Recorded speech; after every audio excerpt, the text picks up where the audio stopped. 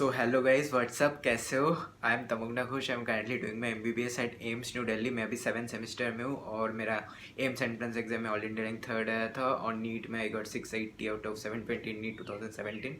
तो इस वीडियो में ये बहुत ही क्रिस्प वीडियो होने वाला है। So in this will specifically talk about कि आपको नीट के लिए कितने घंटे पढ़ना चाहिए, subject wise physics chemistry biology में क्या टाइम डिस्ट्रीब्यूशन होना चाहिए, पर डे कितने क्वेश्चन सॉल्व करने चाहिए, कितना एनालिसिस करना चाहिए। तो ये सब हम बात करेंगे, बहुत स्पेसिफिक होने वाला है वीडियो। सो एंड तक ज़रूर देखना। And if you are new to my channel, do subscribe and do press on the bell notification icon, ताकि आपको जो भी अपकमिंग वीडियोस आए उसका नोटिफिकेशन तुरंत मिले और आप देख सकते हो, क्योंकि मैं वीडियोस डालता रहूँगा regarding strategies, tips, my experiences that help me get AIIMS Delhi, ताकि आप भी बहुत अच्छा कर सकते हो। So for your benefit do subscribe and do press on the bell notification icon. तो देखो, सबसे पहले तो आपको एक चीज़ समझना पड़ेगा कि सबके लिए ये जो टाइम डिस्ट्रीब्यूशन है ये सेम नहीं है। मैं अगर बोलूँ कि तुम 3 घंटा बायोलॉजी पढ़ो, 4 घंटा फिजिक्स पढ़ो, 3 घंटे केमिस्ट्री पढ़ो, अगर मैं ऐसा बोलूँगा तो मैं गलत बोलूँगा, क्योंकि सबका सिचुएशन अलग है। देखो, किसी का बायोलॉजी ज़्यादा स्ट्रॉन्ग है, किसी का फिजिक्स ज़्यादा स्ट्रॉन्ग है, किसी को मेमोराइजेशन में दिक्कत होता है, किसी को मेमोराइजेशन बहुत आसानी से हो जाता है, किसी को कंसेप्ट में दिक्कत होता है, किसी को कंसेप्ट बहुत अच्छे से समझ में आ जाता है। तो इट्स आर सिचुएशन। पहले हमें खुद को अपना सिचुएशन एनालिसिस करना पड़ेगा कि मेरा भी इस पॉइंट में स्ट्रॉन्ग पॉइंट क्या है, वीक पॉइंट क्या है, स्ट्रॉन्ग सब्जेक्ट क्या है, वीक सब्जेक्ट क्या है, किस तरीके से मैं अच्छे से पढ़ाई कर पाता हूँ, क्या मतलब मैं अच्छे से मेमोराइज कर पाता हूँ, 2 बार पढ़ने से ही एक चीज़ याद हो जाता है, या मेरे को एक चीज़ याद करने के लिए 10 बार पढ़ना होता है, लेकिन जो भी कंसेप्चुअल चीज़ है वो बहुत जल्दी मुझे समझ में आ जाता है, वो मुझे दोबारा पढ़ने की ज़रूरत नहीं होता है और कंसेप्चुअल क्वेश्चंस हो जाता है। तो ये पहले आपको खुद को एनालिसिस करना पड़ेगा। उसके बाद देखो, आई वुड सजेस्ट कि देखो, नीट में अभी तो वो ज़माना आ गया कि 600 plus is a safe score. अभी तो 650 प्लस, 660 प्लस, 670 प्लस जितना हो सके लाना पड़ेगा, क्योंकि अभी कंपटीशन भी इंक्रीज़ हो रहा है और पेपर भी आसानी है, मतलब कुछ मुश्किल तो है नहीं, स्ट्रेट फॉरवर्ड ही क्वेश्चन है। तो आपको बहुत हाई स्कोर करना पड़ेगा so as to get a very good college, नहीं तो आपको उतना अच्छा कॉलेज नहीं मिलेगा। तो आपको फिर हर एक सब्जेक्ट में have to target towards full marks. ठीक है, अभी ऐसा नहीं कि बायोलॉजी में 360 में 300 प्लस टारगेट, नो, 360 में 350 प्लस टारगेट करना है। ठीक है, मतलब तो इसके लिए आपको क्या करना है, फर्स्ट ऑफ ऑल एनसीईआरटी तो पढ़ना है। और देखो, बायोलॉजी का ये समझना पड़ेगा कि वेटेज 50% है, 720 मार्क्स का टोटल मार्क्स है, राइट? तो उसमें 360 मार्क्स ही बायोलॉजी है। तो बायोलॉजी में सिंस वेटेज ज़्यादा है, आपको मेहनत भी ज़्यादा करना पड़ेगा। तो आई वुड से एक मतलब इन एन एवरेज वे एक स्टूडेंट को अभी दिन में 10 घंटा पढ़ना चाहिए।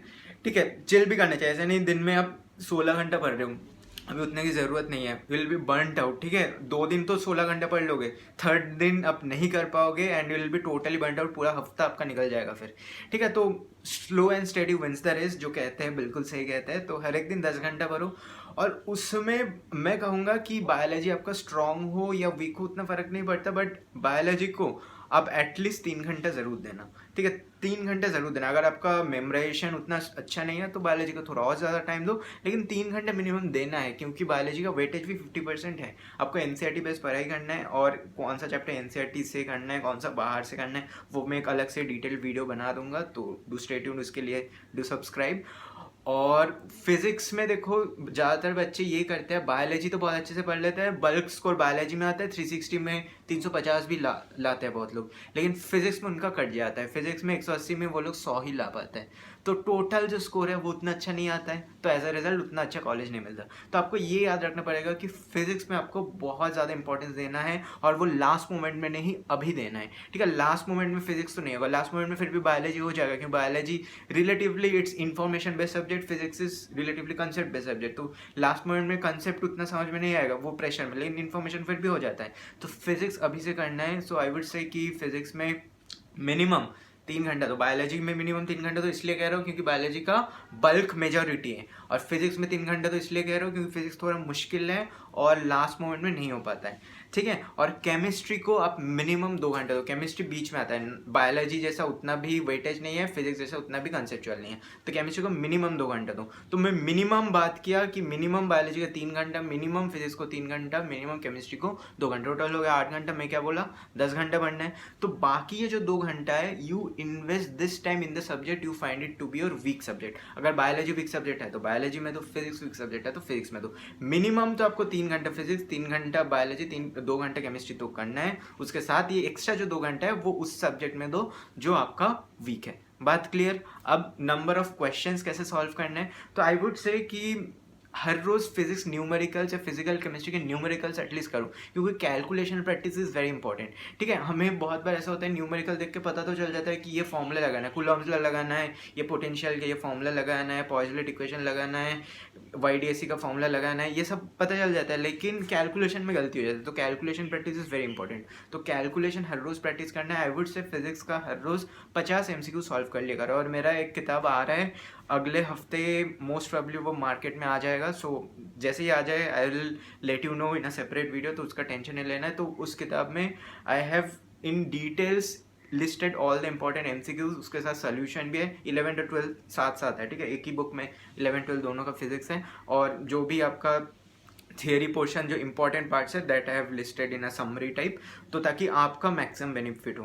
ठीक है, तो वो आप कर सकते हो। और मेरा टेलीग्राम चैनल का लिंक डिस्क्रिप्शन में, टेलीग्राम चैनल तो ज़रूर ज्वाइन करना, क्योंकि मैं जो भी क्लासेस लेता हूँ तो उसका लिंक मैं टेलीग्राम में डाल देता हूँ, उसका PDF मैं टेलीग्राम में डाल देता हूँ। तो टेलीग्राम चैनल ज़रूर ज्वाइन करना to so that you get to know about all this. और मेरा कोरा प्रोफाइल आप देख सकते हो, उसका भी लिंक डिस्क्रिप्शन में है, जहाँ पे I have shared many of my experiences regarding NEET, regarding college etcetera, ताकि आप मोटिवेटेड हो सकते हो। ठीक है, तो ऐसे पढ़ते जाओ। फिजिक्स में मिनिमम दिन का अराउंड 50 MCQ तो लगाओ। केमिस्ट्री बायोलॉजी का आई वुड से, बायोलॉजी का उतने MCQ अभी नहीं भी लगाओगे तो चलेगा, लेकिन अगर हो सके दिन में 30-40 MCQs लगा लो। और केमिस्ट्री का भी ऐसे 30-40 लगा लो। ठीक है, लेकिन फिजिक्स का 50 लगाओ, क्योंकि फिजिक्स में कैलकुलेशन आपका बहुत इंपॉर्टेंट है। थियोरेटिकल क्वेश्चन भी कर लेना। 50 MCQ में अराउंड 35 MCQ आप न्यूमेरिकल कर लेना, 15 MCQ थियोरेटिकल क्वेश्चंस कर लेना। ठीक है, अब और ये चीज़ आपको हर रोज़ करना है, डिसिप्लिन वे में करना है। ऐसा नहीं आज किया, कल किया, परसों से नहीं किया, ऐसा नहीं, आपको लगातार करके जाना है। अभी नीट के लिए अराउंड 7 मंथ्स है लेफ्ट, ताकि आप बहुत अच्छा कर सकते हो। और देखो, मेहनत तो करना पड़ेगा। ऐसा नहीं कि ये हलवा है, कोई भी डॉक्टर बन सकता है। ठीक है, आपको तो मेहनत करना पड़ेगा। बिना मेहनत के तो कुछ नहीं होने वाला, चाहे आप बहुत टैलेंटेड ही हो। ठीक है, अगर आप कुछ भी मेहनत नहीं करोगे तो कुछ नहीं हो पाएगा। ठीक है, it all depends on your hard work, it all depends on your effort, आप कितना एफर्ट पुट करते हो। और मैं एक चीज़ आपको ज़रूर कहूँगा कि do not compare your situation with any other situation. अब मुझे पता है कमेंट्स बहुत सारे ऐसे आने वाले हैं, आप कितने घंटे पढ़ते थे। अरे भाई, मेरा सिचुएशन और तुम्हारा सिचुएशन काफ़ी डिफरेंट है। ठीक है, मेरे टाइम में चीज़ें डिफरेंट थे, अब तुम्हारे टाइम में चीज़ें डिफरेंट है। मेरे टाइम में इतने ऑनलाइन कुछ नहीं थे, ठीक है, ऑफलाइन थे। और मेरे टाइम में कंपटीशन कुछ और था, मेरा प्रिपरेशन कुछ और था। जिनको मेरा स्टोरी पता है तो उनको पता है। तो don't compare it with me और anyone else, compare it with yourself. ठीक है, तो ये इंडिविजुअलाइज प्लान है, ये सबके लिए सेम प्लान नहीं है। ठीक है, तो वैसे अकॉर्डिंगली पढ़ो, अपना शेड्यूल फ्रेम करो, अच्छे से पढ़ो, और I am sure you will do very well. मेरा टेलीग्राम चैनल ज़रूर ज्वाइन करना और थम्स अप देना इस वीडियो को। और अगर सब्सक्राइब नहीं किया तो डू सब्सक्राइब, एंड ये वीडियो अपने सारे फ्रेंड्स के साथ ज़रूर शेयर कर देना। अपने जो भी फ्रेंड्स नीट लिख रहा है, जो कंफ्यूज्ड है या जो टॉपर है, सबके साथ शेयर कर लेना। और अपने पेरेंट्स को भी ये डेफिनेटली दिखा सकते हो, सो दैट वो लोग भी आपको रिमाइंड करते रहे, बेटा अब ठीक से पढ़ाई कर रहे हो या नहीं, ये जो टाइम डिस्ट्रीब्यूशन ये फॉलो कर रहे हो नहीं, so that your parents can also monitor you, they can also encourage you. So इसी के साथ ये वीडियो ख़त्म करता है। I hope things are clear. अच्छे से पढ़ो, बहुत वीडियोस आगे भी आने वाला है, और भी स्ट्रेटेजीज़ के साथ, जैसे चैप्टर वाइज कैसे अप्रोच करना है, पर्टिकुलर चैप्टर्स को कैसे अप्रोच करना है, कौन सा NCERT से पढ़ना है, नहीं पढ़ना है, कौन सा बुक्स पढ़ना है, सारे वीडियोस बहुत जल्दी आने वाले हैं। सो सब्सक्राइब कर लेना। बाय फॉर नाउ, मिलते हैं। अच्छे से पढ़ो। आई एम श्योर अगर आप मेहनत करते हो, कोई आपको नहीं रोक सकता in becoming a very good doctor. तो बाय फॉर नाउ।